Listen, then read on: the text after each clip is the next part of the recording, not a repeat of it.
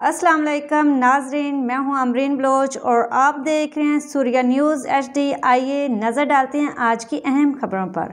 जैकबाबाद में all parties की जानिब से स्वीडन में कुरान पाक की बेहुरमती करने के खिलाफ DC चौक से एक बड़ी एहतजाजी रैली निकाली गई, जिसमें तमाम पार्टियों के लोगों ने हिस्सा लिया, जिसमें JUI के रहनुमा EG अंसारी, अहले सुन्नत के रहनुमा सैयद एजाज अली शाह, अहले तशी के रहनुमा बंदे अली जाफरी, अब्दुल हई सोमरू और क्रिश्चियन रहनुमा टोनी ब्लेयर और तमाम मजहबी, सियासी, समाजी और शहरियों ने कसीर तादाद में शिरकत की।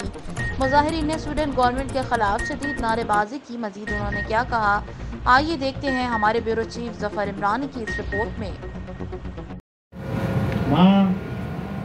आज तमाम मुसलमानों के इहो ही ॿुधाइण मैसेज ॾियणु चाहियूं था त असीं कोई फ़िरका वाराई न जैकबाबाद में अगर कुरान शरीफ के लाए नबी करीम तो पहले दुरूद और सलाम नबी करीम सल्लल्लाहु अलैहि वसल्लम पर, उसके बाद हमारे कुरान पाक जो एक कुदरत की तरफ से हमारे ऊपर नाज़िल किया गया है।